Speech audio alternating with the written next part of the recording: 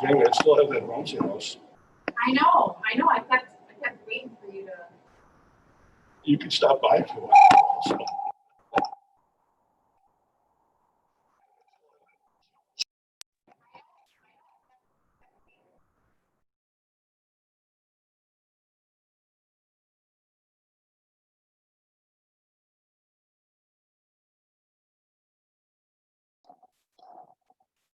Good morning.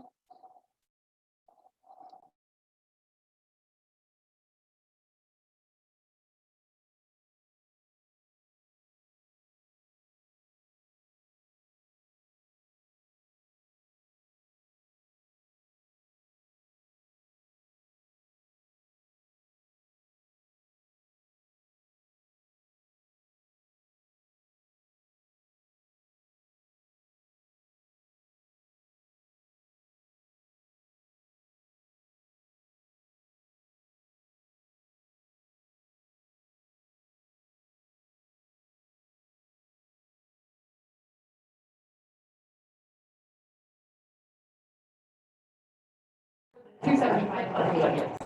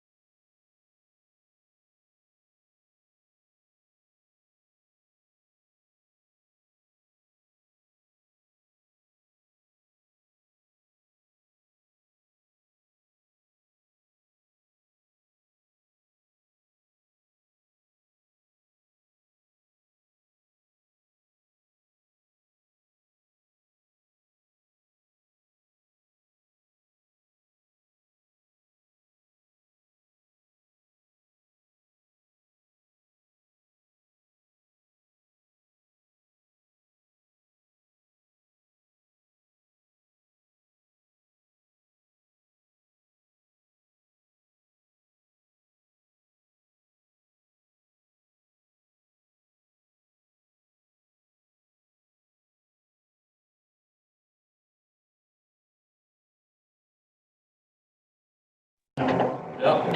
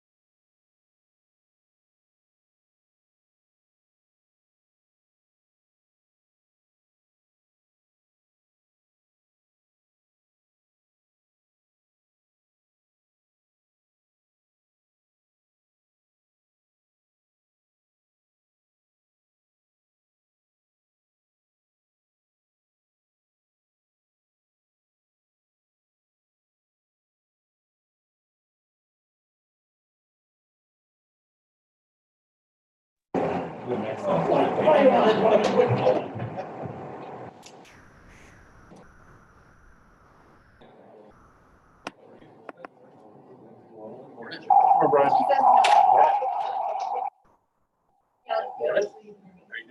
Yeah, I meant, I don't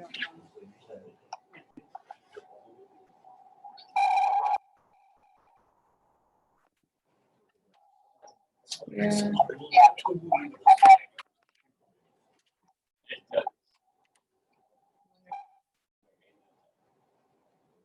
Yeah.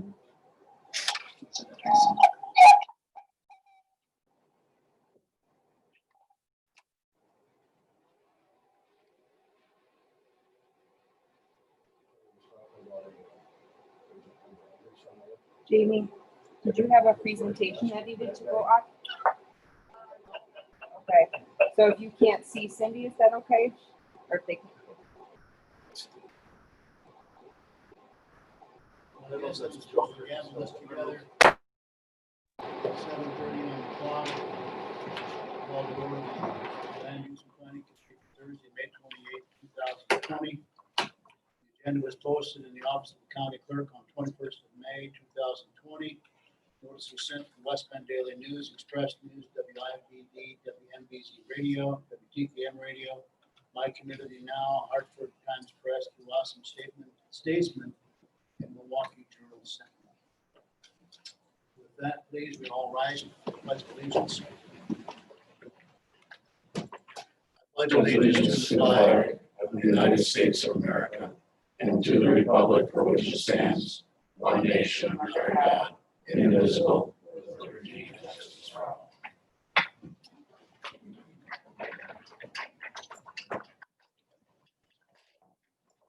First item of business today is the selection of a vice chair. And I would like to recommend that Brian Gallots fill that position.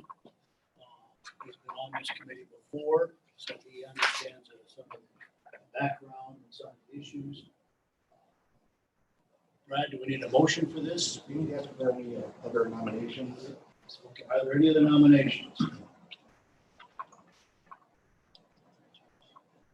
Who would we approve Brian Gallots be named as vice chair for the Land Use and Planning Commission? The consent agenda. You have to take a vote. I'm sorry? You need to take a vote. Oh, I'm sorry, yes. I'll get used to this. All in favor of Brian Gallots as vice chairman? From aye. Aye. Opposed? Very good. Congratulations. I accept and look forward to working with all of you for this term. Next item on the agenda, the consent agenda. Any discussion, points of qualification? No, Chair, I move to approve the consent agenda item 5A through C as presented. Is there a second? A second motion. Any discussion? I was just curious, forgive me if I missed this with one of the other agenda items, so redirect me, Jamie, but there was a mention about 70% of our fees from golfing comes from county residents, about 30% non-residents. Is that right? So we're gonna get to introductions, but that's what the report, right? I thought that was in this report. Okay, I'm just curious, do we intend as part of our plan to increase that percentage? Because we can obviously capture greater revenue with non-resident fees versus resident fees. So the last land use and planning committee, and we can talk about this, or potentially if there's a desire of the committee to review this, you remember the comprehensive rate analysis. And one of the actual recommendations that came back from DWC based on comparable courses was to do away with the resident and non-resident fees. Okay. They essentially resulting in a higher fee for everybody. And so that has been a point of controversy in public policy, golf course rate setting for a while. Craig, do you have any comments on that specific question? Yeah, thank you for that. I forgot. I know we Yeah. had the study about the fees and where they came in, and I don't want to belabor it. So you've already addressed it. If we have Yeah, the same fee for all, then so be it. We currently do not. And noted, and we were kind of wanting to gauge, at least we did during that rate study, kind of the aptitude for making that change. Because obviously there's some benefit to residents then that also there to see a lower rate. So if there is, and similarly with park fees, if we look at the percentages of people coming from Milwaukee and Waukesha versus coming in, right now for annual stickers, we have the non-residents pay more, but there's still a component on the tax levy. Once off the tax levy, again, the argument for resident, non-resident becomes moot. Right. But that's a good question. We can certainly take another look at that as we review the rates for next year, and with the budget. So the timing of the comment is good, but we usually don't change rates in June. Yeah, it was good to see the survey. It was good to see the ratio of non-residents where they're coming from, but who completed the survey, so it'd be good to capture that metadata to determine rates for future. Okay, yeah, noted. And then the other question, I didn't see Phil here, but regarding the house, there was an increase in fees collected. Was that due to, I know there was an increase in new construction, but that seemed at a higher rate than our normal new construction rate. So was that for, just curious, was that also percent of replacements? So house permit fees. Yeah. We increased the rates last year as part of the budget. Right, but So it's that's probably- what drove all of that? It's probably a combination of the rate increase, which was intentionally targeted in that category to raise another, what was it, $100 per permit, or $200 per permit, plus a strong activity. So, that, both of those things were happening for sort of the budget. Okay, thank you. Any other comments or questions on the consent agenda?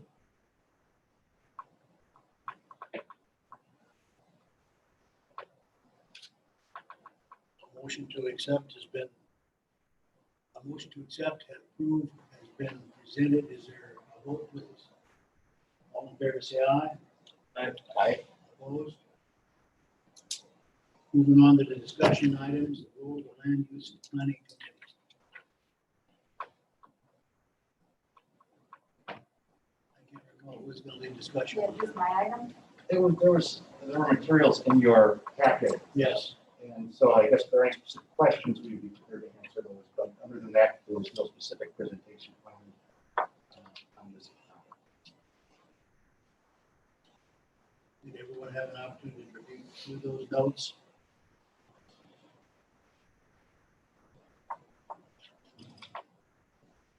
You'll have to remind me, Brad, you need a motion on this, just move on, accept. So we just move on to the next. I got one quick question. Yes, question.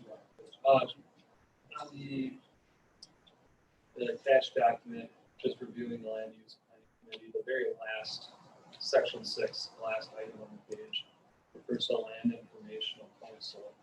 Could you summarize what that is? Which one you talked about?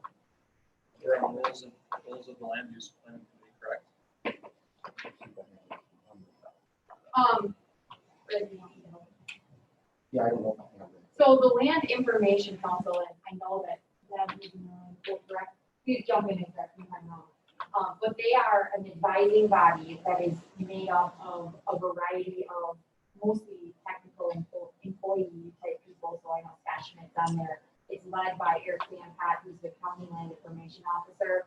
And they make recommendations about the land information budget, which is a specific pot of money, which is collected through the retained fees by the Registry of Deeds Office that must be spent on, through the land information fund. So it has to go to items that include mapping and certain land items, and so this committee oversees the allocation of the land information fund. So there are recommendations. from this. Yes. And that is a more technical advisory group that talks about datums and what levels of mapping, what projects should be completed or not completed on behalf of the Thank you. Any other questions or discussion points? Move on to the introduction to department heads. Sure, okay, so I will take that item. So for those of you who don't know me, my name is Jamie Ludovic. I am, my new title is not reflected here, but I am now the Director of Community Development and Communications for Washington County. So my job is a cabinet level appointment of the county executive.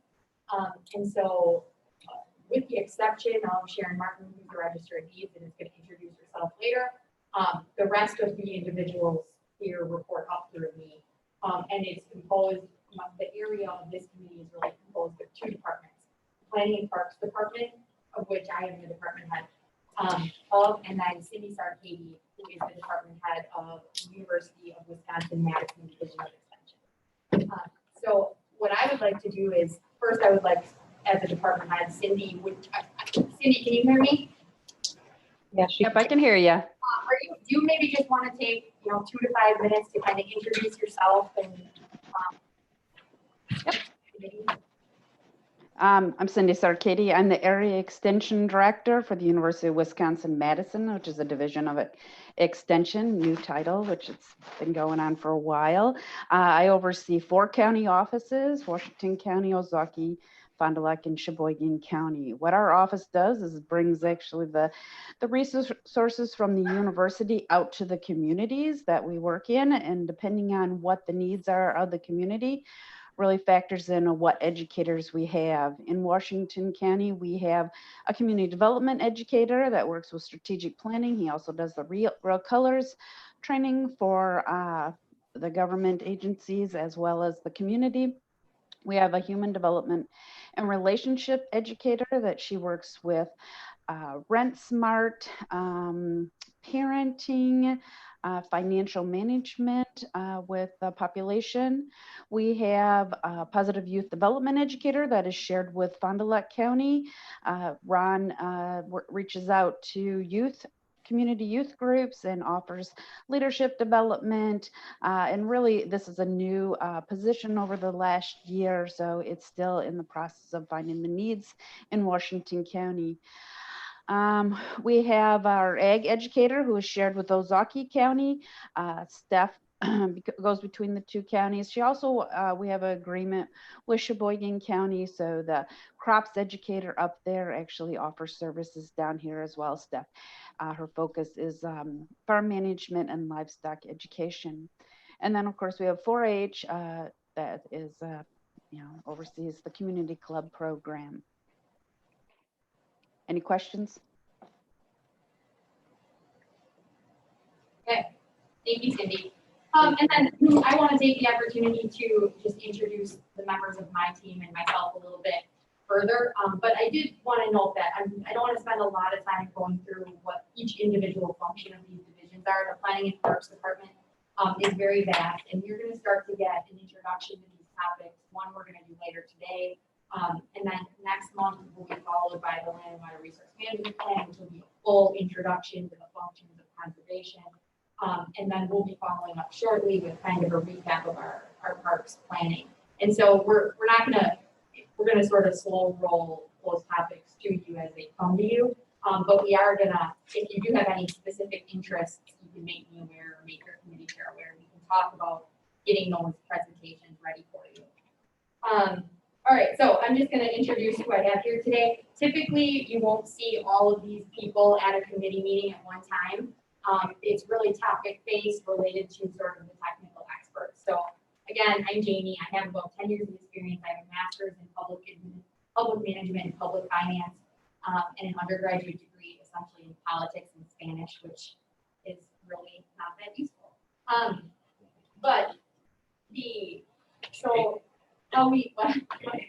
What'd you say? Okay, just in case I need some of that. So, but I have with me a wealth of knowledge, which you're going to hear about. So I'm going to start with our golf course dream team.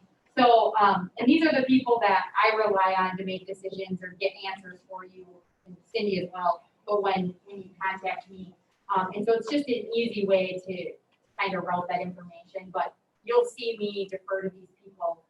It's very seldom that I want to bring a decision forward or a letter forward or any sort of recommendation forward without relying on these individuals. And you're going to find out why as I was putting these notes together. Okay, so Craig in the corner, Craig Cernajeski, he is our clubhouse supervisor and PGA professional at the clubhouse. He has a bachelor's degree in business management.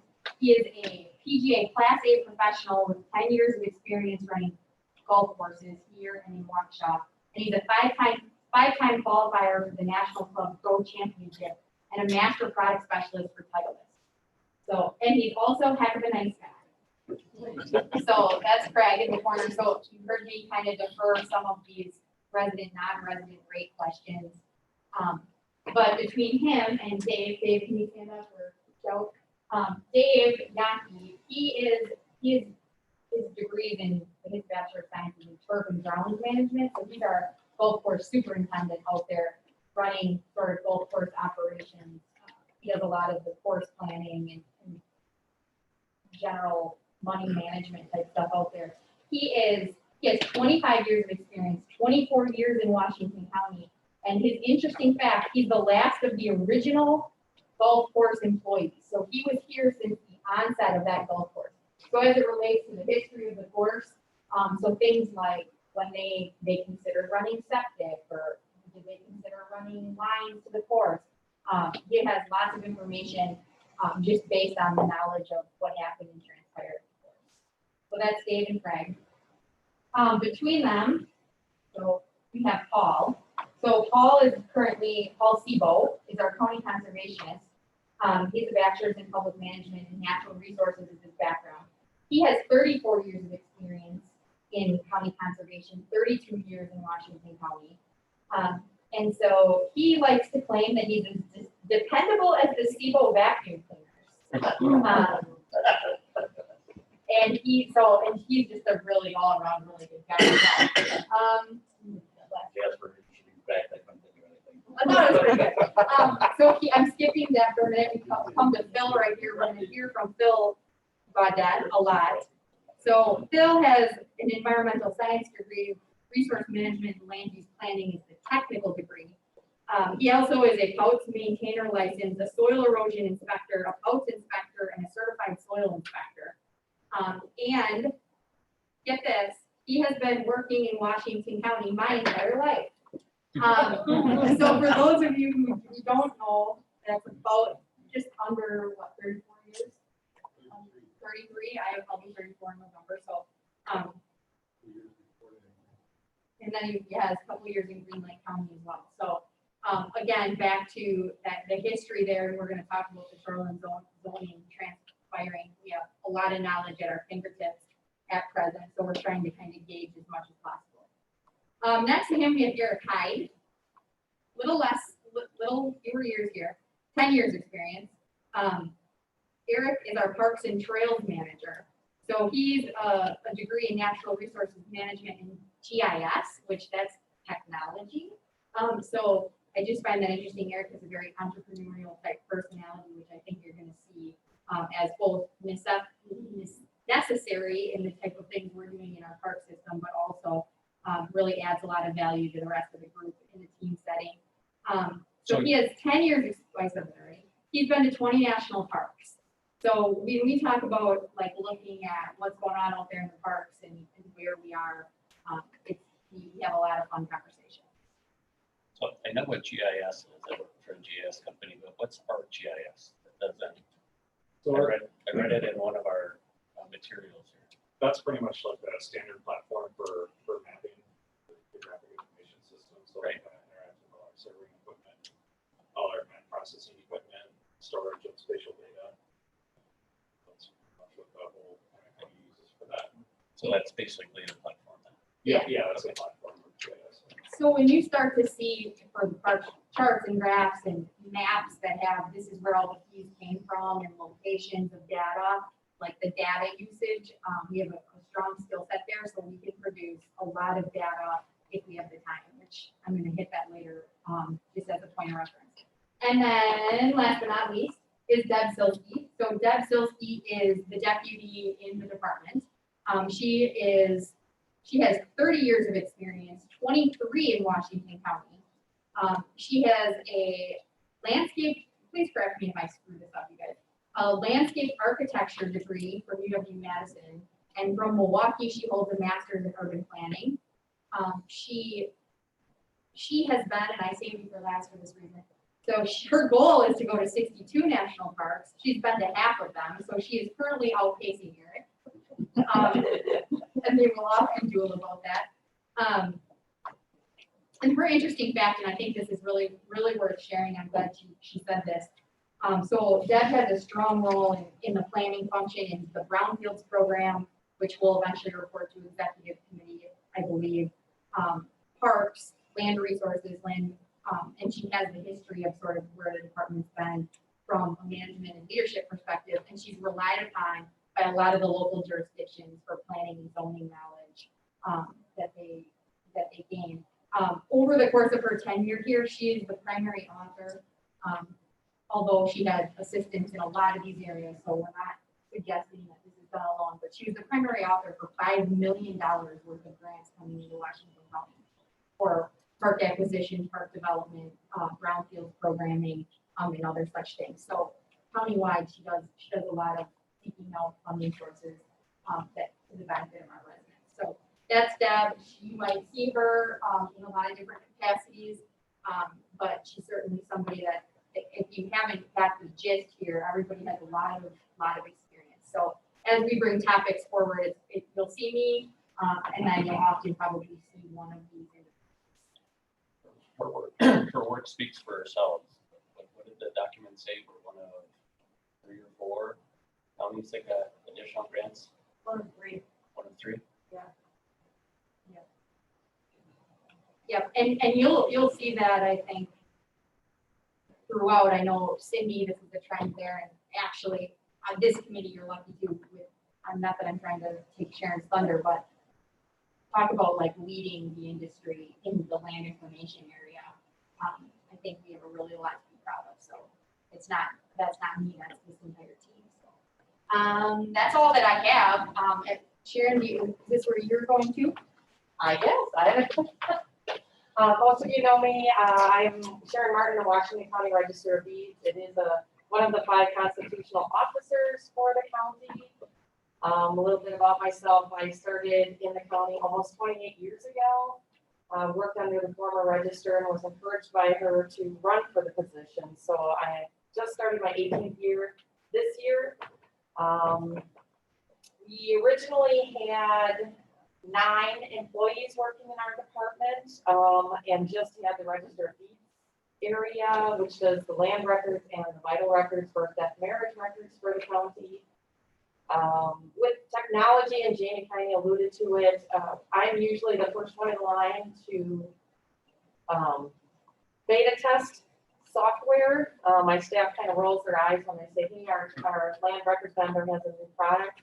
And Brian can kind of allude to this in the years past, that I usually come to the county and say, hey, we've got this great deal, some new software that'll really enhance what we do with our technology and everything. So it is a benefit to the county because we have saved a lot of time and resources and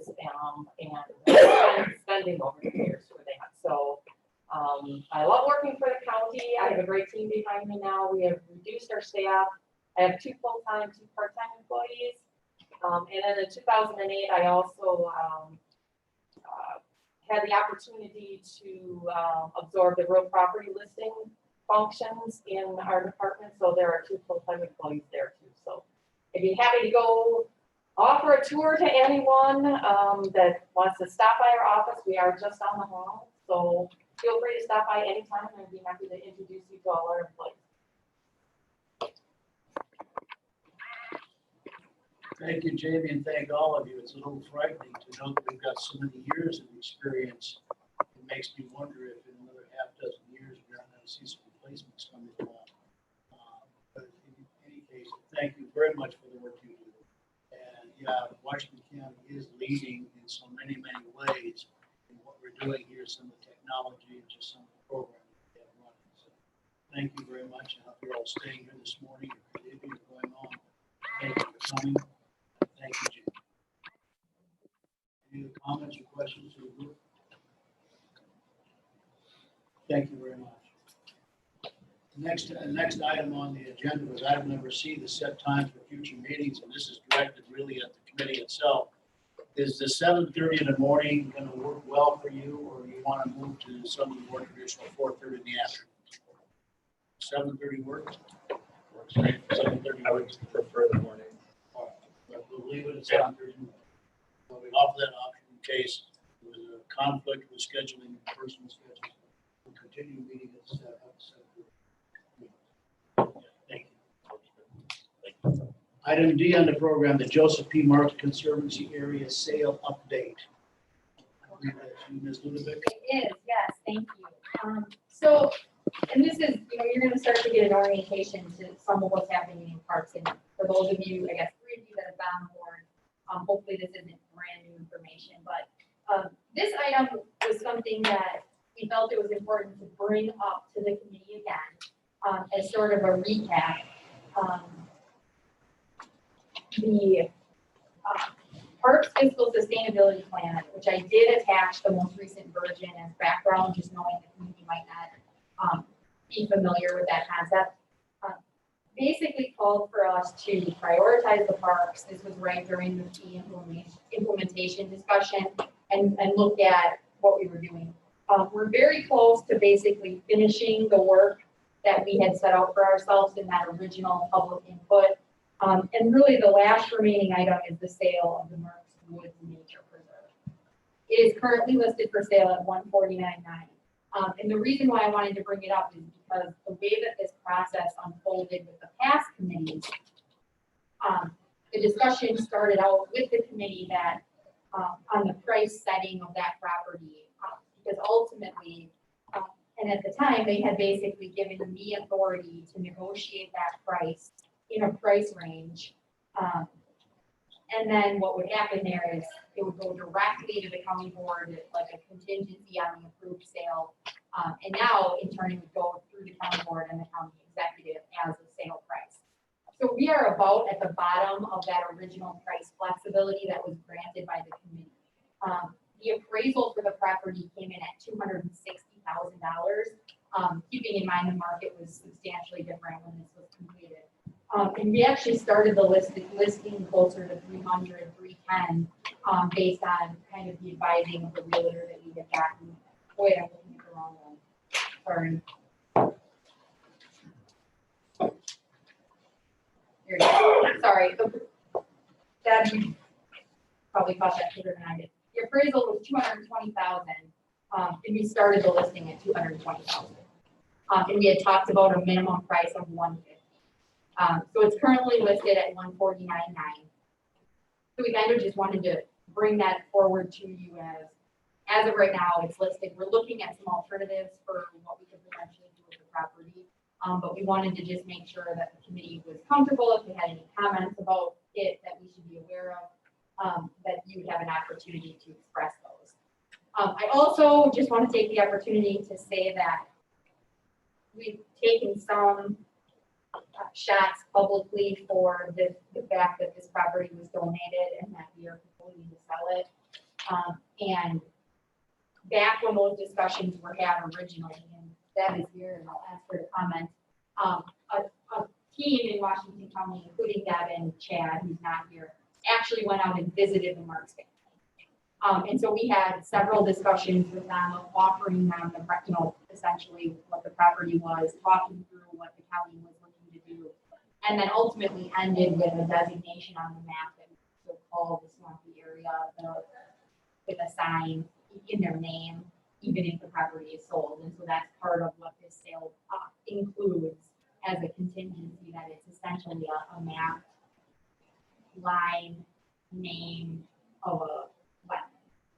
So it's not it doesn't put any limitations on the property other than there's a sign that names the property. But I want to point that out because that wasn't just something that we didn't just do that, even though I know there's some skepticism about property that's donated. But the property was donated to the county without restrictions, and we did kind of vet that discussion at that time. So I wanted to just bring this one up, noting that it's not for sale and it does still require that step to sell that property. So does anybody have any questions or clarifications that they would like on that? How does, thank you, Chair. How does that fit within the Hartford's plan? Yeah, It's right next to the There's industrial park. There's smart growth plan. all in the river corridor plan. We talked, didn't we offer it to them? Deb, would you want to answer that? Sorry. Yeah, I did. I touched base with Justin and he ran up the flagpole about the possibility of selling it. The city was not interested. I mean, it's pretty limited in development possibilities. It's mostly wetland. There is some buildable area for the possibility of a house. So, but yeah, we went through that exercise and talked with the city before it was up for sale. Does somebody farm that today? Really wet. Yeah, it's mostly wet, but there's two higher elevation areas, and you can certainly put a house close on that, but, it is mostly wetland, you thought it'd be good for, hunting, possibilities. So I'm just showing these two areas. Deb, it's less than 3 acres, it's actually buildable, is that correct? That sounds about right, yeah.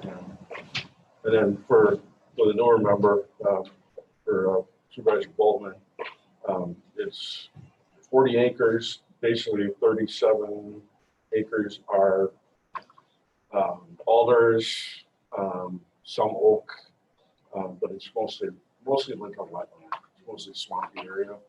So it was donated, I don't know, when was it donated? It was donated in October of 2002 by Mark's Industries Inc. Currently zoned rural residential, which allows for two although lots. access is difficult. We did perk it at one of the spots for soil out system sanitary. So it would have to have its own system as opposed to requiring anything to catch on the city.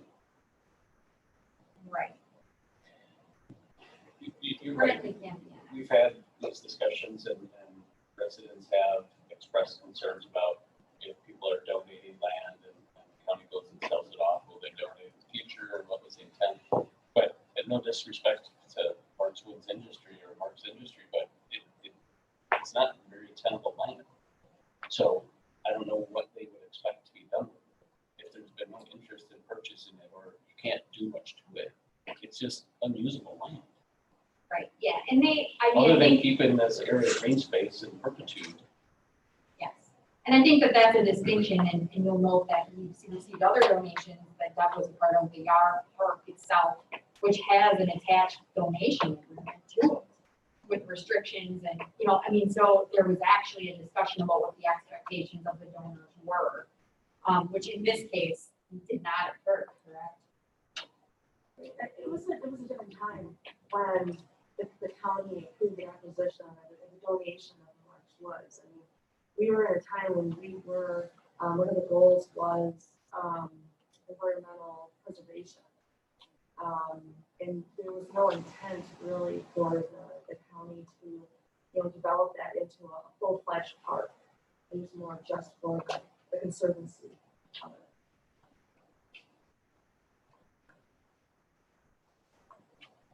Has there been any conversations with other conservation groups that would be interested in taking it over to preserve it versus development? So the wetlands are essentially undevelopable, right? So the majority of it. But yeah, it's not consistent with their priority areas.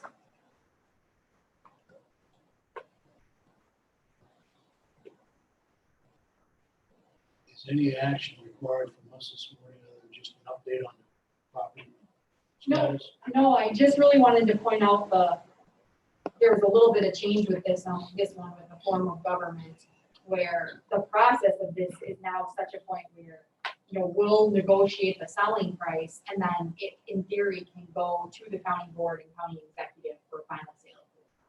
So I really wanted to make sure we had a chance to point that out, so that if we have concerns right now, we can maybe vet those or have the opportunity to vet those out, and that there's not, trying to prevent any, there's concerns in the future, but any dialogue between the county board or county executive, we're still moving forward actively attempting to sell this.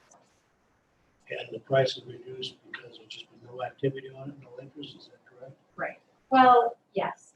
There's been a few people interested here and there, but no real interest. Informal offers have been accepted or entertained. Right. There was one informal offer really, really early on, right away, and then it never really materialized.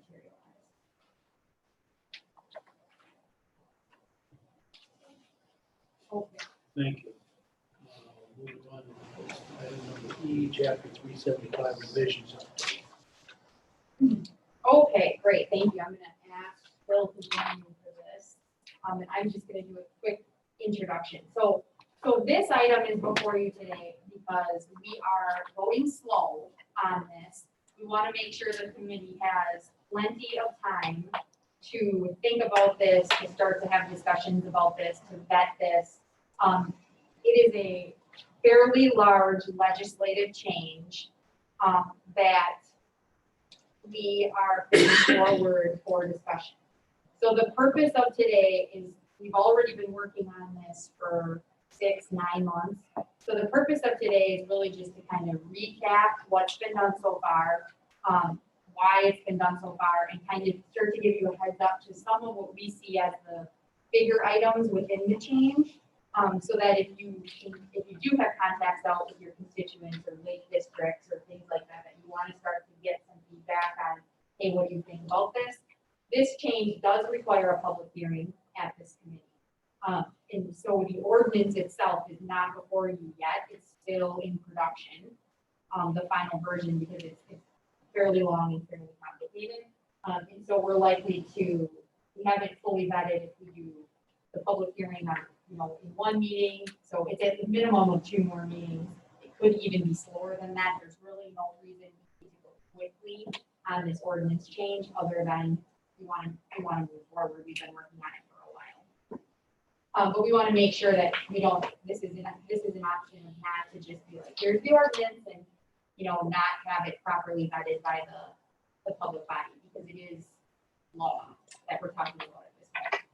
So essentially, and I hope you had the opportunity to read the memo, but in 2016 is when the county shoreline wetland and floodplain zoning was amended to comply with NR 115 and Wisconsin Act 55. So this was a big revision that basically deregulated shoreline zoning.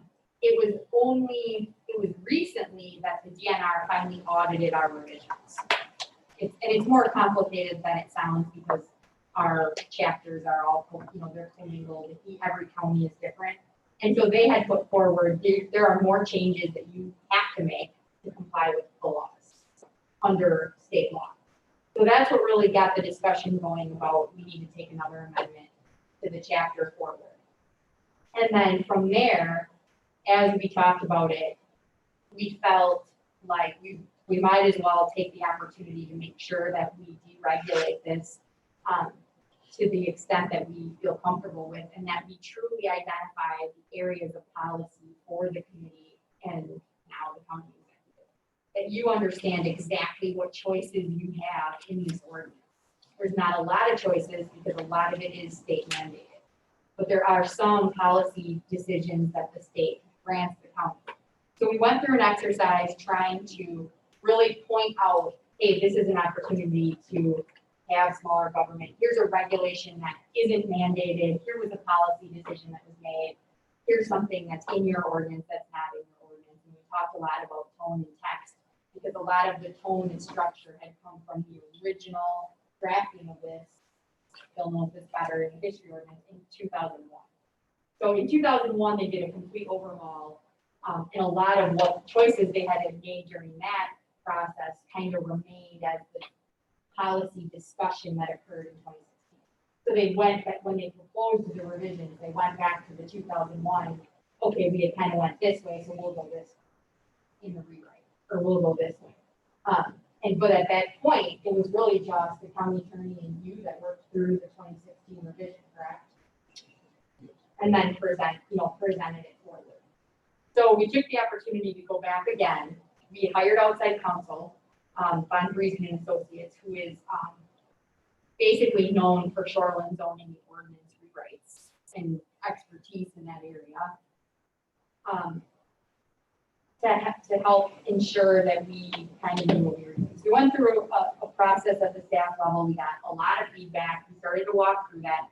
And it actually turned out that there wasn't as much choice as we had kind of, not that we suspected that there was a lot of choice, but like our staff had done a fairly good job aligning the ordinance with what the state laws were, and that there were kind of policy points within there, and so we're bringing forward sort of a new recommendation. There were a few areas that are regulatory in nature that you kind of have to pick related to, like, say, lot density of the areas. And so in those cases, we are leaving kind of what we've been regulating for 35 years, and we'll try to point out where those are, just because they're kind of accepted norms. And like people have already sort of accepted that that's sort of what the standard will be, and so we kind of packed some of those standards in there. So, does anybody have any questions about the history of the shoreline ordinance, or sort of where we are right now in the process of revising this?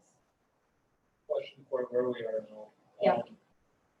I'm looking at, there's a document that's summarizing the big items. It's 10 sections.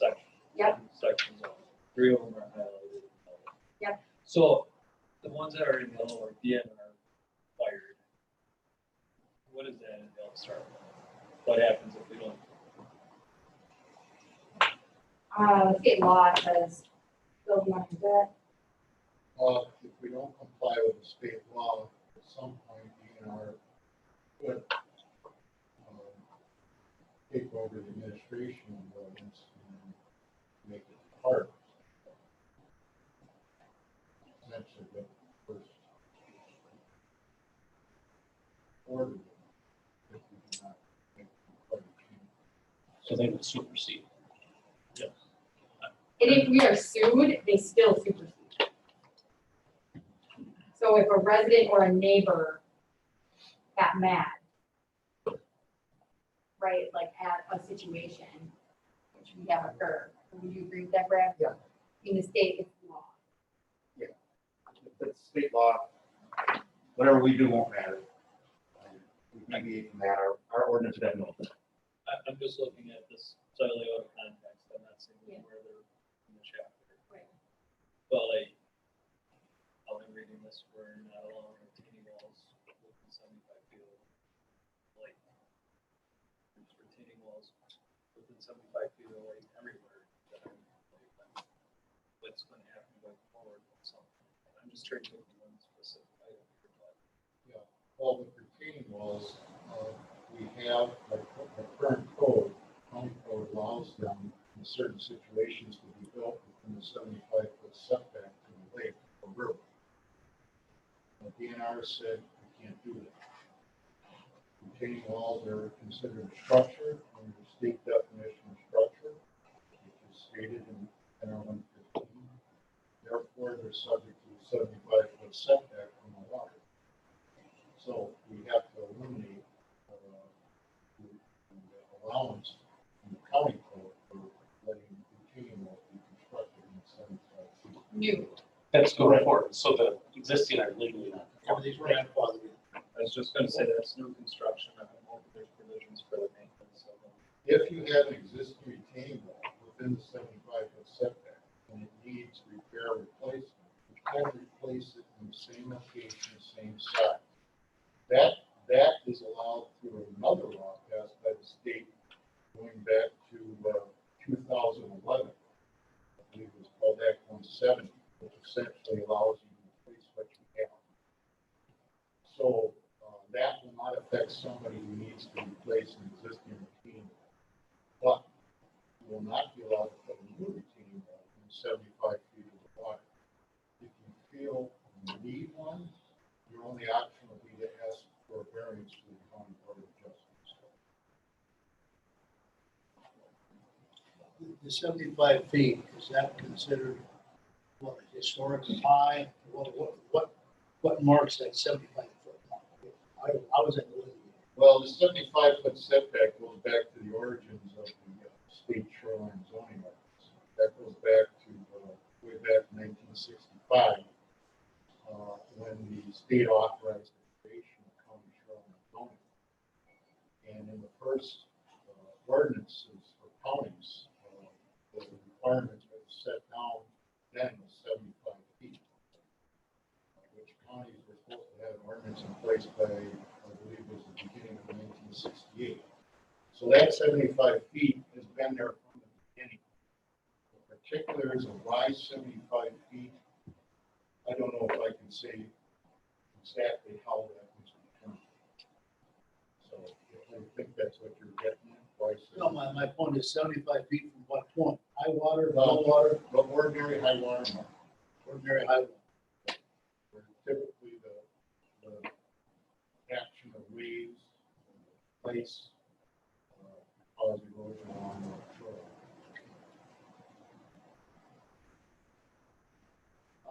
Other than the items in the remaining items there, it was more policy changes that we're looking at making. We have, some are policy changes, some are required.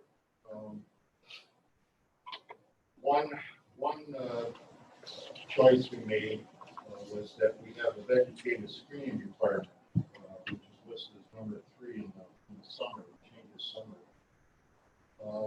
We've had that since 2001. We decided to propose to eliminate that because administratively it's very difficult to enforce. Without getting into the details, it's site specific. Look at the site, look at the house, look at the slope. I mean, staff has to determine what the property owner needs to plant, the trees, shrubs, or whatever. There's a lot of judgment. So we decided, for all the headaches it's caused, we're just going to propose to eliminate it. And I want to add, because this is one that this is on this list for you guys to think about. So we are eliminating it because it's administratively difficult, and because if we truly believe in smaller government, which we do, and reducing regulations on homeowners or individual property rights, we would not require trees or shrubs. But I'm going to use a real example here because it's a question about who's the customer, right? The person developing the property or the other people on the lake to a certain degree. So we just had a proposal come through the executive committee. They're developing Reef Point, what is Reef Point Bar on Hartford Lake.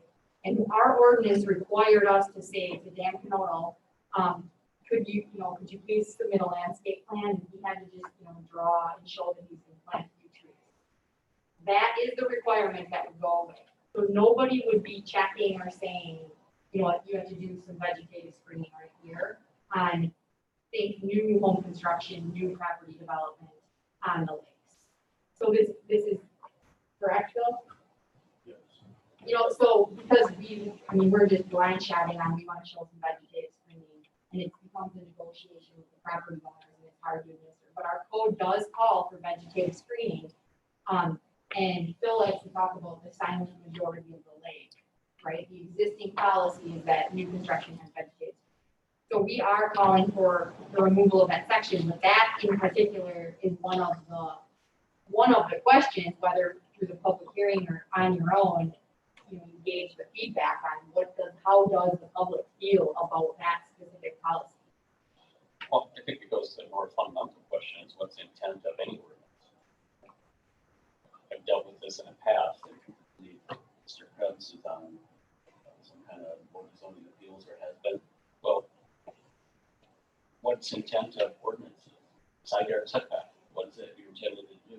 And if it's 25 feet or 50 feet, what's the intent? So I guess I'm looking at this as if we're saying there's vegetation screening, what's its intent? Your idea of beautification is different than my idea. Right, the intent of the ordinance is groundwater protection. So what does that vegetative screening do to protect groundwater? Well, actually, the goals of the state ordinance are 3. One is protect water quality. One is to preserve vegetation for wildlife habitat and aquatic resources. And the other is to maintain and preserve natural scenic beauty. That is the tough one to judge. And that is part of why we put in vegetative screening in the first place. But, as I said earlier, it's very difficult to administer. And everybody's idea of natural scenic beauty can be different. So, we're seeing because of the doubt, because of the amount of difference of opinion, what is appropriate, we're proposing to eliminate. It's not required by state code, but it was a county choice that Washington County made in 2001. And what was the underlying reason at that time? What was the Well, it was mainly to screen buildings from the lake or river. And that, somebody builds a house and puts on a major addition. If that house is more than 20 feet in height, or that addition is more than 20 feet in height, we require those people to screen that portion of the building that was more than 20 feet in height, so that you wouldn't see the whole building from the lake or river when you're on the lake or river looking. That was the intent. This would preclude a homeowner, once looking from the person in the boat looking toward shore. The homeowner can't just have the nice home, the lawn coming down to the water. Right. This requires them to put up shrubs or some kind of screening such that from the boater's standpoint, they don't see the house, they see vegetation. Yeah, I mean, in Washington County, we're dealing with many lake lots that are already cleared, mowed, maintained that way all the way from the house down to the lake, which is far different than northern Wisconsin, where somebody built new, you got a lot that's wooded. And, it's a whole different situation in Washington County than it is in many other counties in the state. So we were trying to address the lack of vegetation around lake properties with this requirement back in 2001. I'm just thinking aloud here, so if we have all those manicured lawns, guess what? All that runoff's going right into the lake or into the stream. Nothing holding it back. And all the chemicals and all the treatment, whatever that people use is going in there. So, boy, there appears to be some value in keeping the ordinance, but at what expense? Are we getting sued on an annual basis? Are we going to get sued on an annual basis? What's the cost of changing that ordinance? Now, there are other sections of the ordinance that address runoff. There's impervious area requirements. There's maintaining, if somebody does have existing tree, shrubbery, ground cover between the house and lake, it's supposed to maintain it. There are limits as to what you can remove. So, but you're right. I mean, a mowed lawn from the house all the way down to the lake, even though there is vegetation, it still allows runoff. It doesn't stop. I guess it's a choice. We don't have to keep this in our code for Washington County.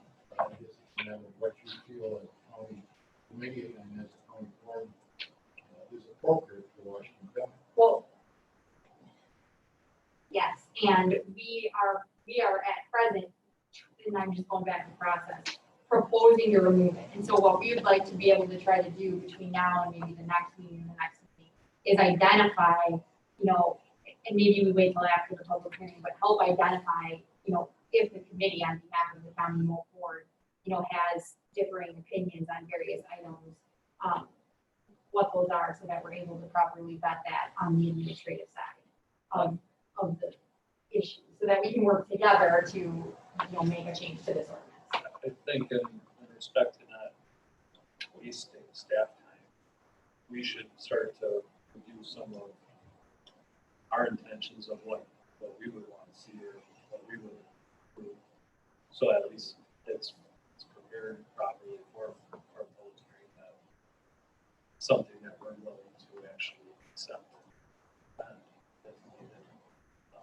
So I appreciate like the high level bullet points and the kind of direction it's going and stuff, but I think it'd be helpful if there's draft red lines out there that, you could actually kind of see where it's at and active state. Not The purpose of this item on the agenda today was really to help us better understand, where's the committee at, and then better have a discussion about what this process will look like under kind of both the new form of government, but also with the public hearing that's required and the dialogue of trying to better understand so that we can go back and vet, what does that process look like.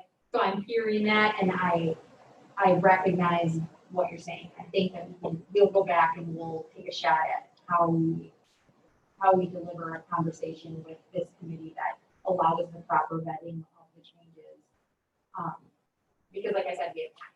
Because, yeah, I just don't want to see staff make proposed changes, get all the way to public hearing, and then have half this committee not even defended at a public hearing, and feel like staff doesn't have the direction or support of the committee ultimately. So we should provide the policy or some oversight or direction. Sorry. In the case of this, it's just a lot of context, don't really understand how seeing the big picture of what the code is going to look like. Right, yeah, and you're, just to reiterate, you're not doing anything today. Yeah. Yeah, okay. I have a two-part question.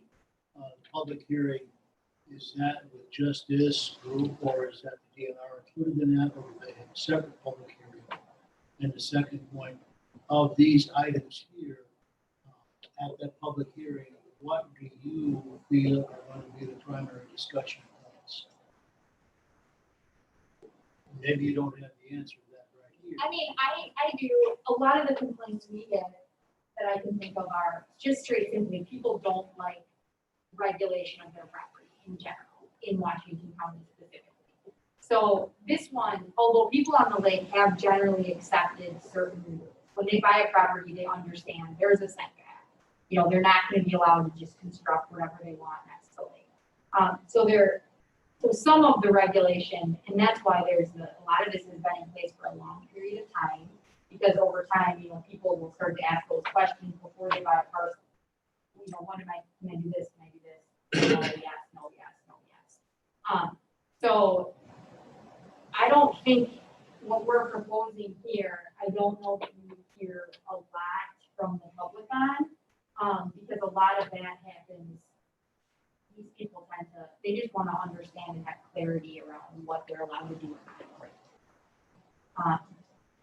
Do you agree with that? People want a regulation, they can understand. Read the regulation. Hopefully it makes sense to them. Makes sense. Be able to understand the public. I would add one other comment about where we're at as far as the state of regulation. In recent years too, the state legislature also approved a change that, regarding Brian's question or comment, we used to have mitigation in our ordinance. We still have it there, but it's hardly used at all. But it used to be used much more prominently.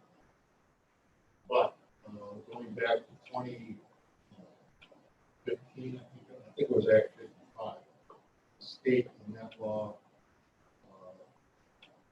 took away county's authority to fire mitigation for projects on lakes and rivers, which really gets to the heart of the matter of what you're saying, Brian, is without mitigation on some of these, without mitigation being required on some of these properties where there's a whole lawn, you're not gonna reduce runoff into the lake and river.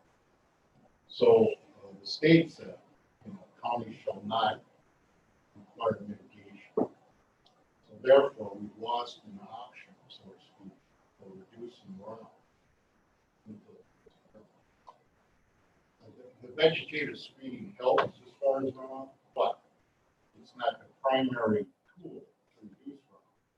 It's more the natural scenic beauty. So we just want to throw that out there to kind of give you a better idea of the state law changes that we made recently. Coming back to the public hearing. Yep.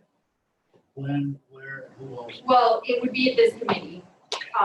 DNR would not be involved. The DNR also has to review the draft changes, or we have to send them to them as part of the process, but it's not in, the public hearing is here, and then you would decide on the ordinance and forward it to the county board and then ultimately the county executive.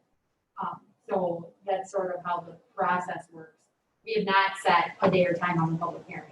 It would likely be at the meeting of this body, or we could potentially do it in the evening if that was something that, you know, at the will of this committee, we would talk about that before we set when and where that would occur. But we aren't really ready for that. I mean, I think that after this meeting, I think we have enough to note that you guys it sounds like want to engage in a dialogue around what the specific ordinance says.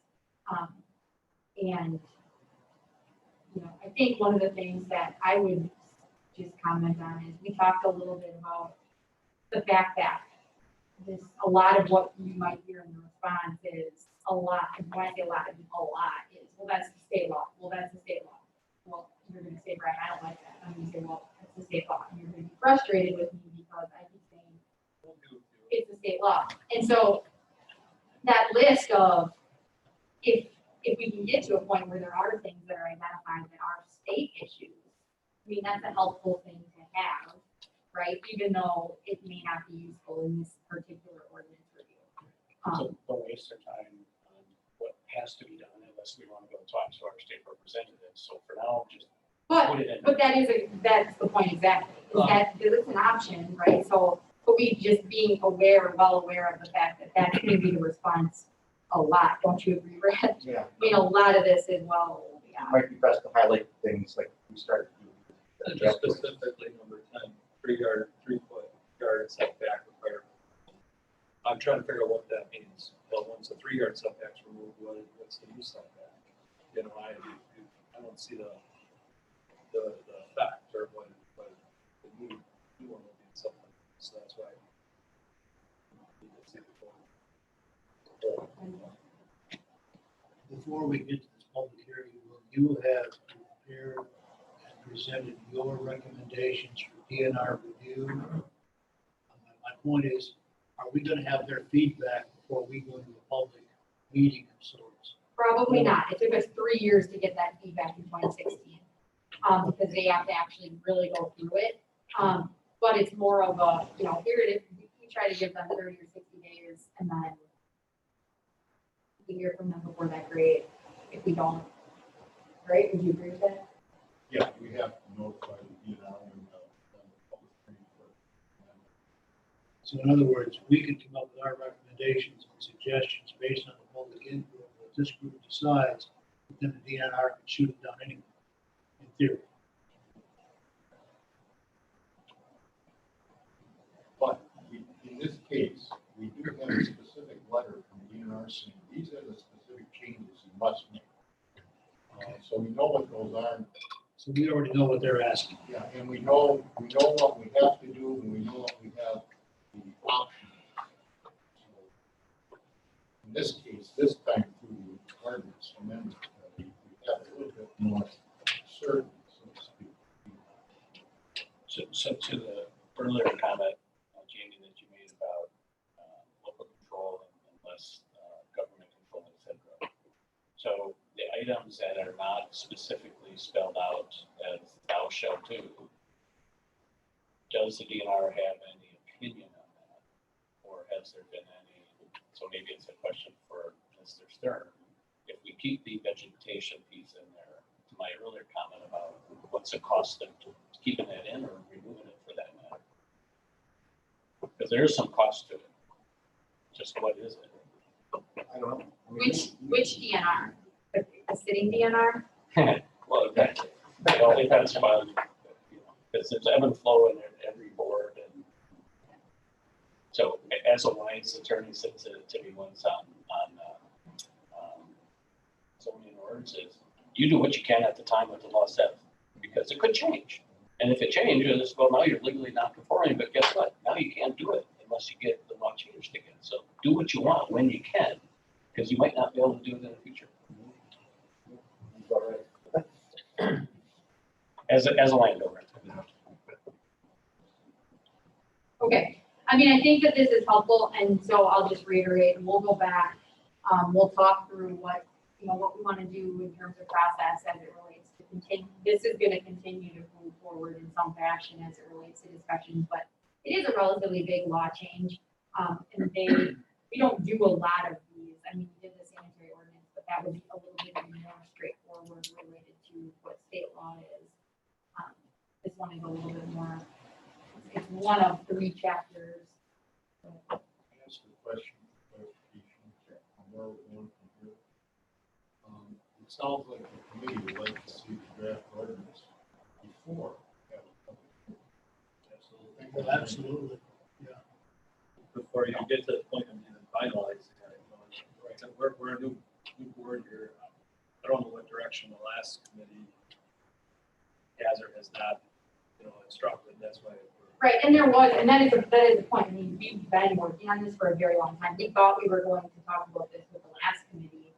And now we just ended up being like, we aren't Well, going to. My specific question is, should we prepare a draft ordinance and then put it on the agenda for the next committee meeting or whatever, just for the committee to review the county documents? Then, at a future meeting, have a hearing. Or how do we want to do the specifics? Yeah, and we should talk about that. Because I think there's a few different ways we could do it. It's just, I mean, I agree, I'm hearing that you guys want to see that, so we'll be transparent and make sure you get it. It's just a matter of, do you get it in advance, do you get it at a meeting, do you, how does it work?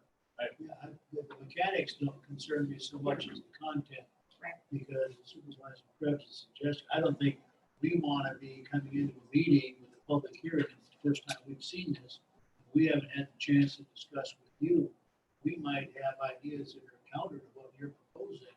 And I think those things should be discussed in advance, such that as we have a public hearing, the county can present a uniform face for it. Exactly. I think that's very important, that if nothing else, the county itself, obviously, you're the experts on this, you know the detail, what can and can't be done. And yet it's gonna come back to this group up here to make a decision to take to the county board, defend it to the county board and so on. I just think it's very important that this group sees it in advance, so if we have any questions or any discussion points, that can be done before we have a public gathering. I Noted, realize yes, what the mechanics are, I don't know. That was well stated. That was well stated. So we'll take it back, we'll talk about it and with the staff, and we'll figure out, how quickly, how slow we're gonna go, and how we try to outline a process for how we can talk through it with all of you. For the most part, we want to support what you're suggesting, but in order to do that, we need to be involved in some of the decisions. Yeah, and don't get me wrong, I do think there's a component of this, which really truly is, I mean, these are all residents of the county, and you all are the elected officials, as well as the county executive who I work for. So as we talk through, what people are saying about what they like or what they don't like, the message, that's part of the role as it relates. I know you're on the link district committee still. Kind of, yeah. Or, when you're out there, that it comes up in conversation that, what do they like, what do they don't like, even if it's, you can kind of gauge if there are things we're missing that we're not sure about, that we should be thinking about. I realize that may add a step in your process, and I apologize for that, but I don't think anybody here wants to be surprised by something you come up with. It's your suggestion, well thought out, intended, but we question it in front, we don't want to do that in front of the public. Right. That needs to be done as a group. We do want to do it in the public, just not a public hearing. Not in, yes, obviously it's public, but not in the public Yes. hearing. Noted, well, and that's well stated, and we will do that. So we will take that back and we will get back to you on the next phase of the ordinance. All right, thank you. Thank you. Thank you for that. Thank you. Moving on to the Planning and Parks Department orientation and tour. Okay, so my plan for this, and I don't know if Cindy's still on the phone. Yep. She is, okay, was that we were gonna kind of do this a little bit slower over the course of the next 6 months, and, we'll likely Cindy will likely do something, they're all working virtual right now, that makes it hard as well, at a future meeting, as well as essentially there'll be what I think a really good orientation to land and water very shortly.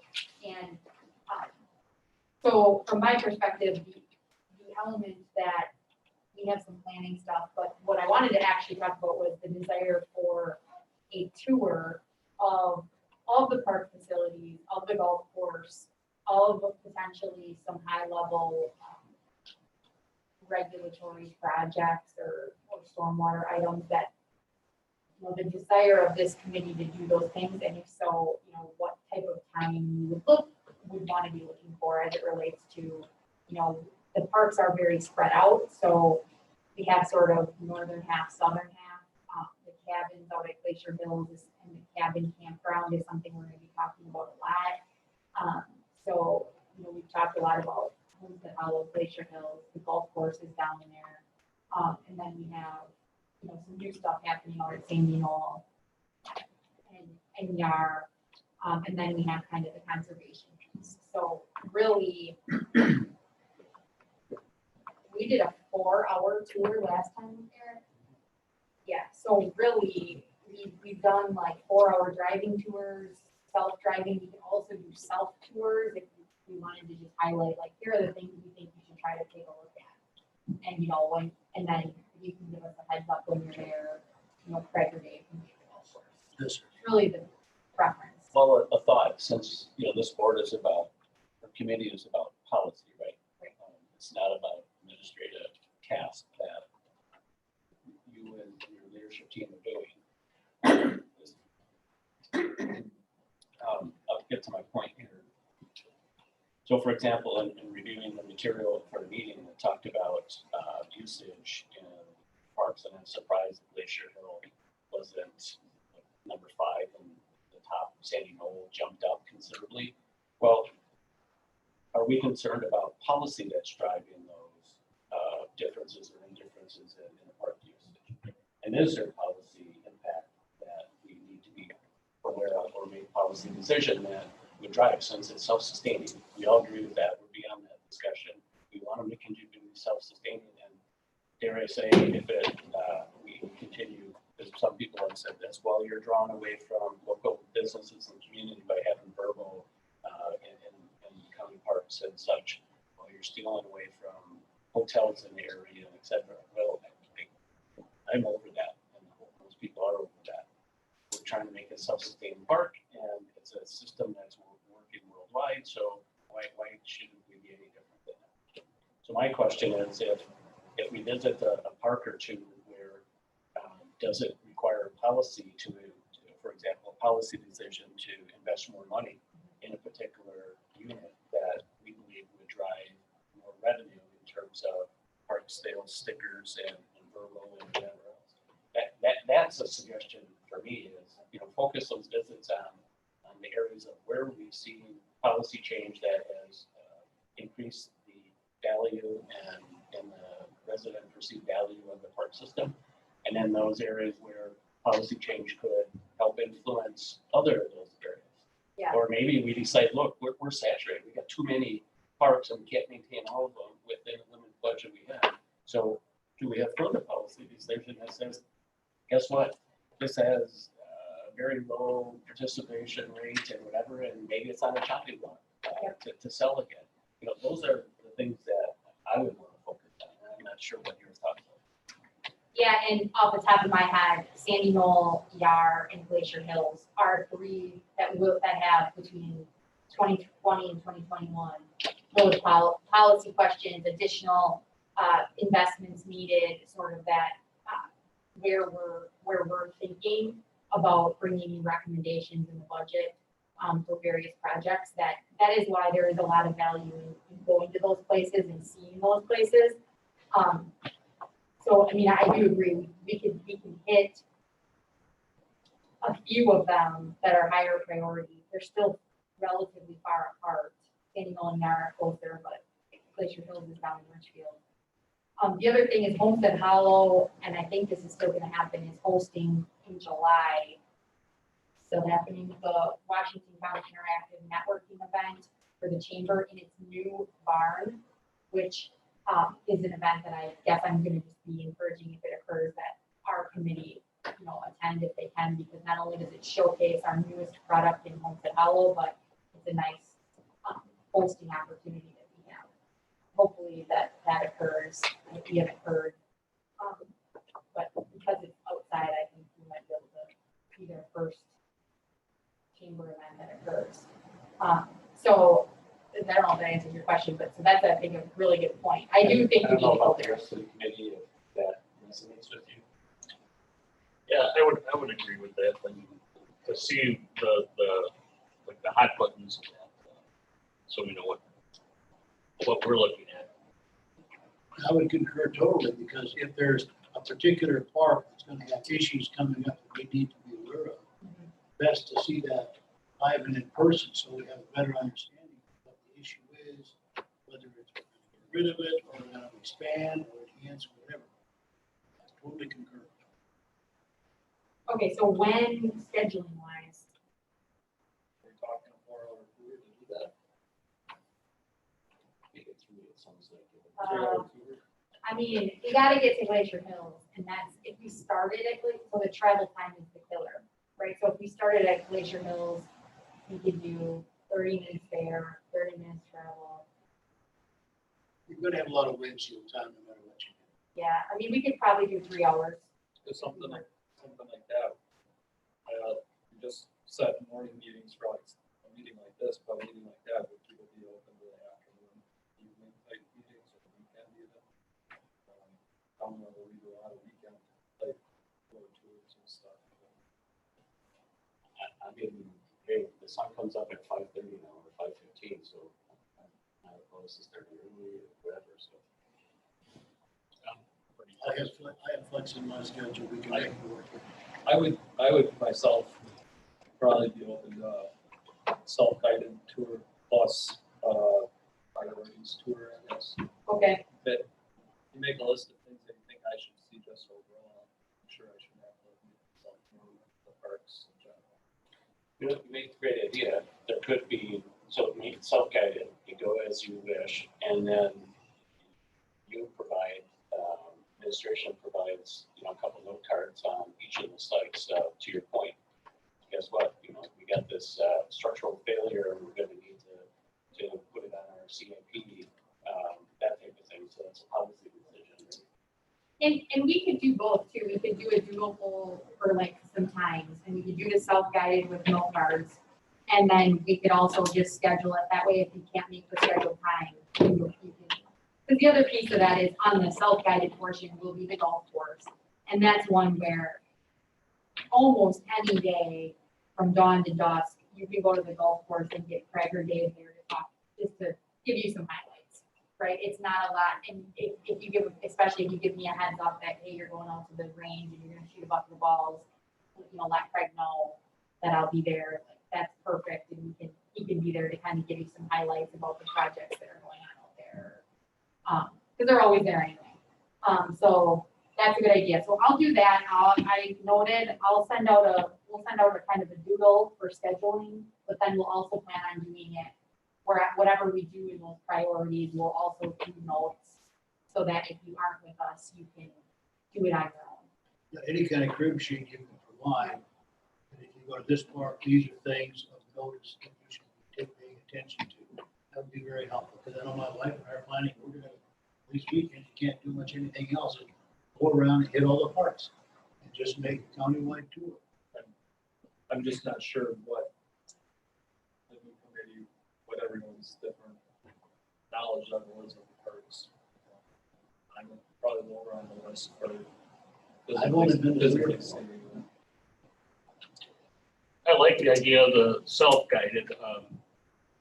I'm on the park committee in Hartford, and we did a tour last summer, and we kind of hit the priority areas, you know, where things that we were going to have to make a decision on. So that part, it was helpful, because then we actually were, you know, it was pointed out what was going to be coming down the line. So I do like that, but I also like that self-guided. If we do have a little information where we can go out on our own before that kind of guided tour, where we can see the stuff that's going to be coming up. I know I made a comment to you that I want to go out and do this, and include my wife, because she's gonna have questions about things I would never think about. And the self-guided tour, that's the sort of thing to stimulate that. That's when we do as some kind of a group activity. It just raises extra questions. And we get the answers. Maybe I can put together like a quick, called like a story map or something like that, where basically you get into the park, they can show you the points of interest, and you can click it. Our park business service coordinator already has a bunch of videos of like our wedding facilities and some of our rental houses that already have all that information to access and add some points of interest as far as existing projects, upcoming projects, projects that are outlined in our future years, our sustainability plan. And that would be something pretty simple to put together that's really easy to navigate yourself through the park. Some of them are rather quite large, and some other projects are in areas that you might not see right off the road. So that's the assistance I can certainly do that. That would be very helpful. Thank you. One more thing before we move away from parks. I did put a handout. I want to make 2 points on the handout. The first is that Supervisor Mary was reviewing the materials for today and asked several questions in advance of the meeting. And this was one of the questions about year-to-date sales. And I just wanted to point out how helpful that is when we get questions in advance, particularly if they're data related or they're going to require basically any of the individuals that you talked to today, so that we can make sure we get the answers for you, and then where it makes sense, share those answers with everybody. So I'm just pointing that out as a push for questions in advance of the meeting, particularly if they're detail driven or data driven questions, that we can have the time to prepare answers. The second point on this is, so I think what this shows you is that April, we had waived park fee enforcement in our parks due to the pandemic. So you see we did not waive boat launch fees, but you see the drop in daily and annual pass sales in April as a result of that. And then you see really strong performance in May. And I do want to note that we don't know based on this, how many people are just buying their passes earlier.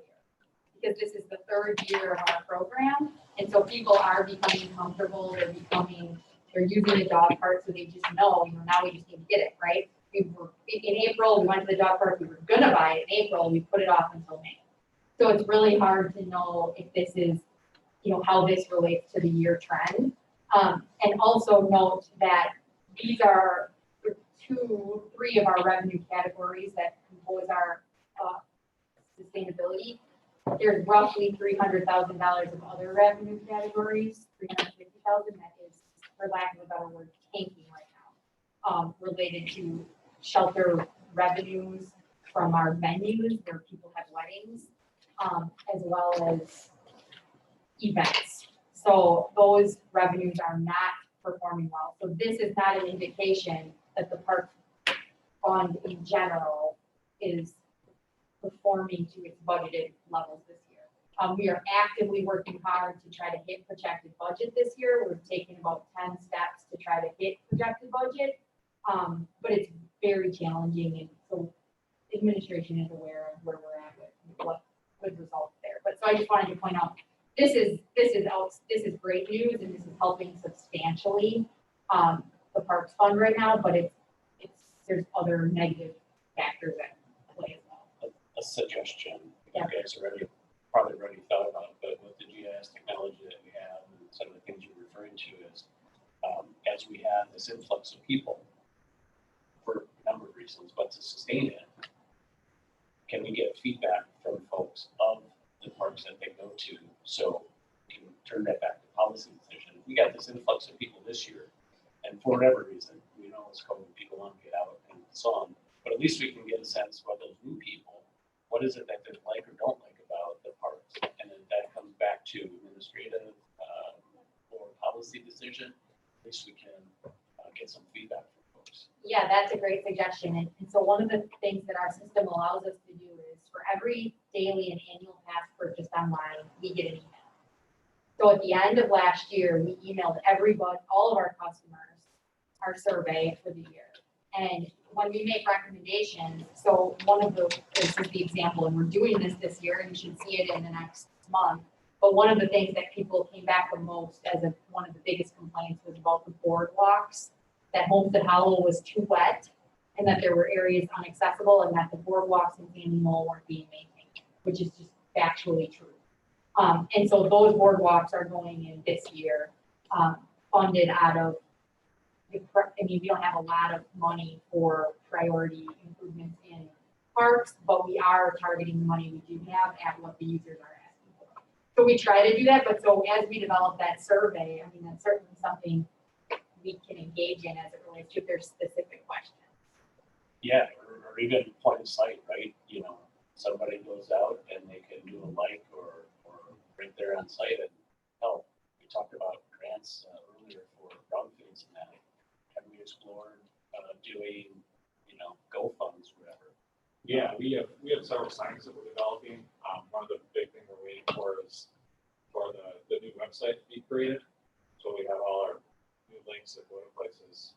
It's kind of useless, but we're waiting for that to be a lot more QR codes and websites. Because it's real-time feedback. Yep, trail maps out there that are all QR codes that we can have pop-ups to surveys and other information. That's all stuff that I'm personally jumping in if I can get it for the last He's year. being honest, we have like 2 staff people, so, I mean, that comes into play as well, is I think, but those are the good, perfect types of things that as you go out in these tours and you start to develop the vision that you have, that we are able to have those conversations.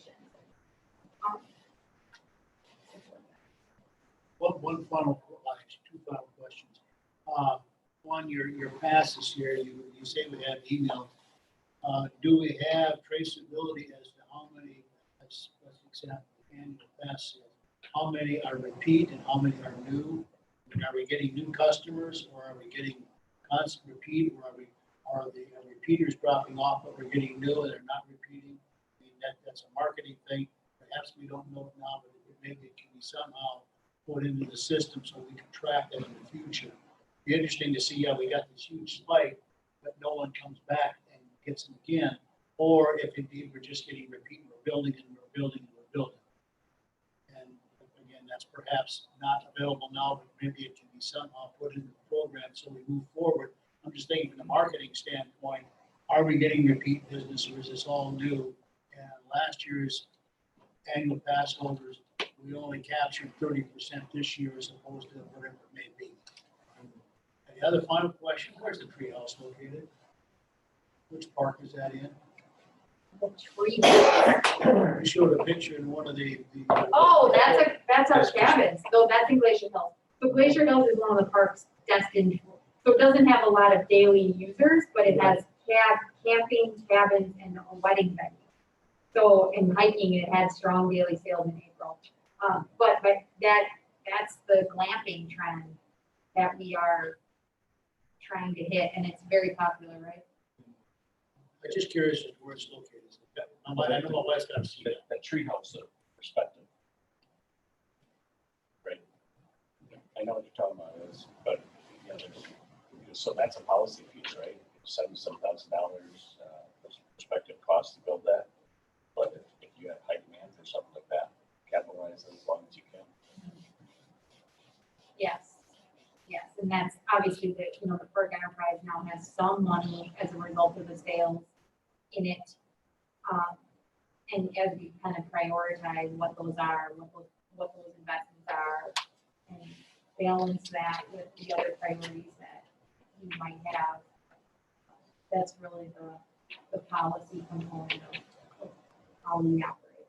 I think you guys were a big winner in the park shift to this committee, I'm not gonna lie. Pretty fun. Or you didn't vote on that yet, did you? Still goes to county board, right? I'm not sure I know what you referenced. The ordinance that moves parks to this committee. Oh, that's an issue. I don't think we've actually restructured the committee. They haven't. Okay. Executive committee. Got it. Okay, so it'll be on your agenda in June, so. Any other discussion points this morning? I got one. Sure. There was a point about the public hearing coming up, so I just wanted to warn you. Next month in June, we're looking at having a public hearing on the land and water plan. So it shouldn't be controversial. I'm not expecting a lot of public comment, but just to give you the heads up, there was a link in our department report this week for today's meeting, a link to the county website for the draft plan, draft chapters are. So if you want to start reviewing that, if you have any comments ahead of time, feel free to pass them on to me. And we can incorporate that. But didn't want to come up next meeting and all of a sudden say, hey, it's public hearing. And I just told you, I kind of want this information ahead of time. So it is out there. But, yeah. It's the next of the paragraph of the land and water plan. I think it's the 3 or 4 bullets down, and it just says kind of link here. and then go down to the lines in our website, because it'll take you to the county website, and then find the line that says resource manager. Baseball, that's a good call. 'cause everybody said that. Well, so his timing is a little unique. He has to be before the DNR board very quickly, and so there isn't a ton of time. All right. It's not ordinance, it's a plan that just guides conservation activities. That's true, good point. It's just a guide. Any other discussion points this morning? Our next meeting will be, not the exact date, but it would be the June last 25th, if it's the fourth Thursday. fourth Thursday, 7:30 a.m. as we decide. With that, we'll stand adjourned. Thank you.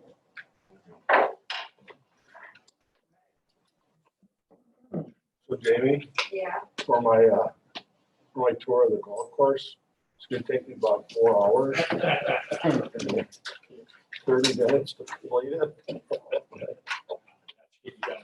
For that one, do you get mileage too then? I don't get mileage. Thank you, gentlemen. Yeah, okay,